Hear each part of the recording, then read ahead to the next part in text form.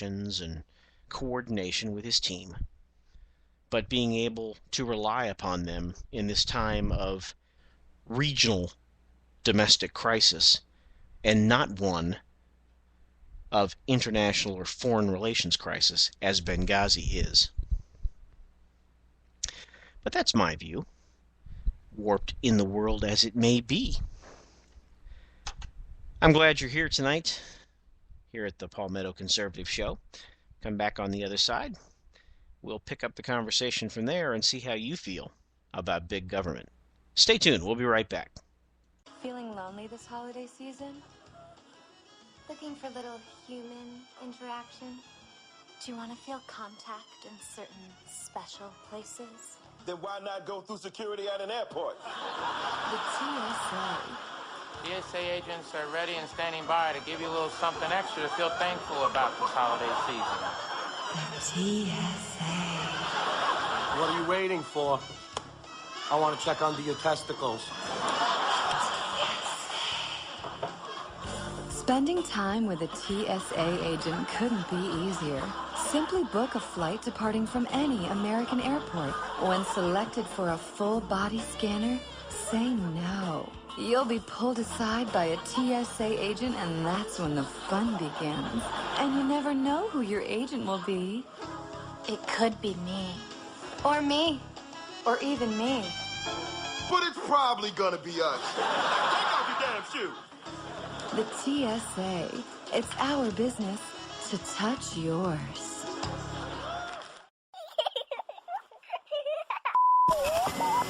Welcome to the Bureau of Womanhood Conformity. Independent thoughts are considered subversive because all must agree with our leader. When it comes to women, preventative care should include coverage of contraceptive services such as birth control. You see, if you don't believe government should pay for your birth control, you're not a real woman. Womanhood denied. If you refuse to accept that pregnancy is a punishment, you're denied as well. I don't want them punished with a baby. If you don't believe that abortions should be allowed for any reason, if you don't believe in aborting a child for being the wrong gender, and if you don't believe that stay-at-home mothers aren't real workers, you are not a real conformed woman. His wife has actually never worked a day in her life. His wife has actually never worked a day in her life. Finally, for your safety, if you oppose mandatory government health care, you will die. They will be voting to say that women can die on the floor. These standards and regulations were formed after our glorious victory in the war on women. Thank you for your cooperation and your conformity. Governor Romney's argument is, we're not fixed, so fire him and put me in. If I was in his shoes, I'd be making the same argument. It is true, we're not fixed. We know we're not there yet. We're not where we want to be. Too many of our friends and family are still out there looking for work. I don't think anybody would say that we're where we want to be. The housing market's still weak. Deficits are still too high. Are we satisfied? Of course not. They shouldn't feel satisfied. There's still a lot of people in trouble. Are we where we want to be today? No. Here's the thing. A lot of people are still hurting out there. But that's not good enough. That's not good enough. It's certainly not enough. We know it's not good enough. I always believed this was a long-term project. It's going to take more than a year. It's going to take more than 2 years. It's going to take more than one term. Probably takes more than one president. If I don't have this done in 3 years, then there's going to be a one-term proposition.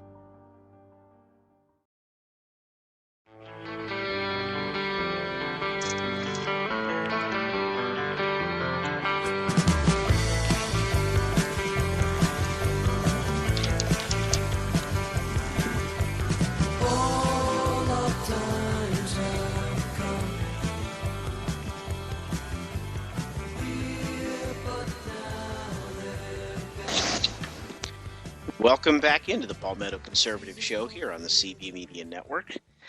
Glad that you're with us here this evening. So, I'm off my rant on looking presidential. Hopefully gave you a little bit of a different perspective on the notion of what that means, and at least gave you a perspective of my warped view over what that ought to mean. That's my view. I'm sticking to it. You know, we observed something else this week, that in response to the Hurricane Sandy, the superstorm, the Frankenstorm, as it was called, none other than the New York Times jumped on this situation and told us that, hey, a big storm requires big government. Now, if you're a regular listener here to the Palmetto Conservative Show, you probably have guessed that not so much from me. I happen to believe that the bigger government gets, the more inept it becomes, and we see the exact opposite results. But hey, this is the New York Times, right? So let's give them a look-see and see what kind of an argument they can make. The editorial reads, most Americans have never heard of the National Response Coordination Center, but they're lucky it exists on days of lethal winds and flood tides. The center is the war room of the Federal Emergency Management Agency. Now, let me digress here for just a moment, as I want to do.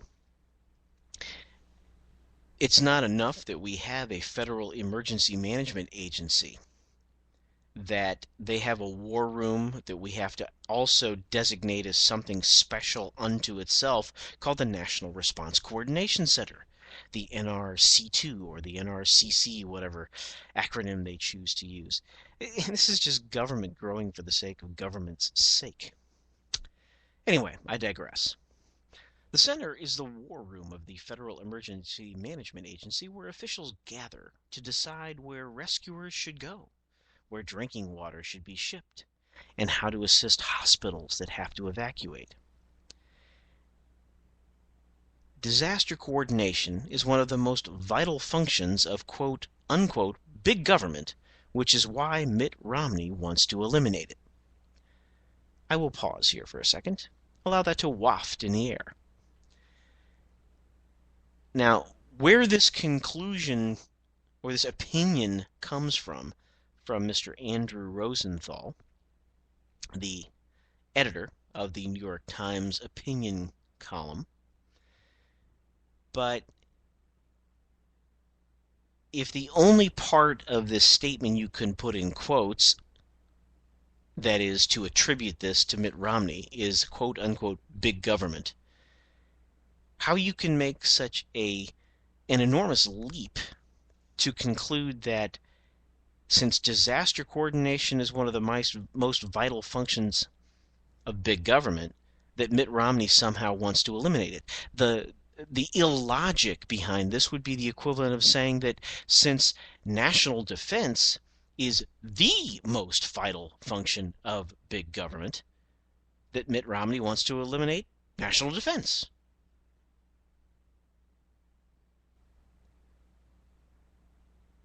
Stunning lack of ability to think critically and reason by Mr. Rosenthal, in my view. I continue. At a Republican primary debate last year, Mr. Romney was asked whether emergency management was a function that should be returned to the states. He not only agreed, he went further. Absolutely, he said, quote, every time you have an occasion to take something from the federal government and send it back to the states, that's the right direction. And if you can go even further and send it back to the private sector, that's even better. End quote. Mr. Romney not only believes that states acting independently can handle the response to a vast East Coast storm better than Washington, but that profit-making companies can do an even better job.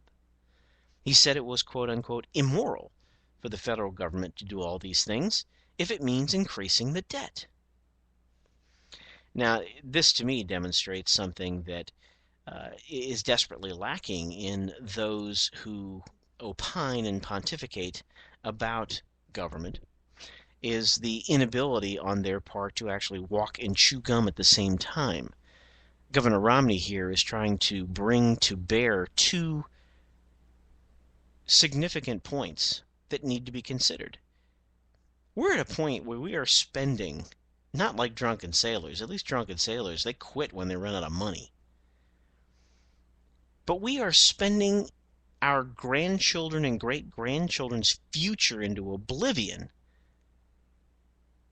and yet we're trying to make the case that the only way to make things better is through big government and spending more money that we do not have.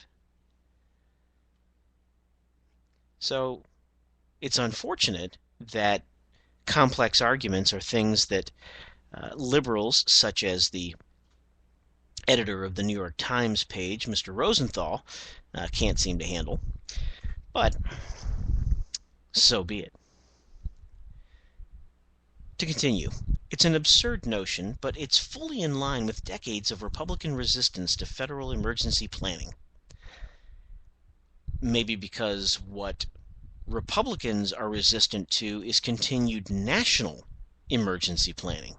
You know, if we go back to the definition of the word federal, and we go back to the fact that we have a republic and not a democracy, we go back to the fact that our founders intended the states to be sovereign in the first place, and the states would retain responsibility, if you read the 10th Amendment, for everything that's not explicitly enumerated in Article 2, Section 8 of the Constitution. The first responsibility of which is national defense, not federal emergency planning. Continuing, FEMA, created by President Jimmy Carter. Let's see, Jimmy Carter. He was a conservative, wasn't he? No, wait, I'm getting confused here. I believe his successor, Reagan, was a conservative. But anyway, FEMA, created by President Jimmy Carter, was elevated to cabinet rank in the Bill Clinton administration, but was then demoted by President George W. Bush, who, according to the New York Times, neglected it, subsumed it into the Department of Homeland Security, and placed it in the control of political hacks. The disaster of Hurricane Katrina was just waiting to happen. Oh, indeed it was, because the federal government failed. Well, yes, the federal government was complicit because they did not provide the oversight they should have, and they did not insist that the states actually fulfilled their responsibilities when it comes to disaster response. If you really want to know what happened in Katrina, again, another natural disaster, counter to those who would claim that President Bush actually caused Katrina because he hated black people in the South and New Orleans and so on and so forth, and that it was just a big right-wing evil conspiracy. But no, it was just a natural disaster. And the problems came in because the local people and the state didn't have their ducks in a row and did not fulfill their responsibilities. And then those mistakes were further compounded by the ineptitude of the Federal Emergency Management Agency.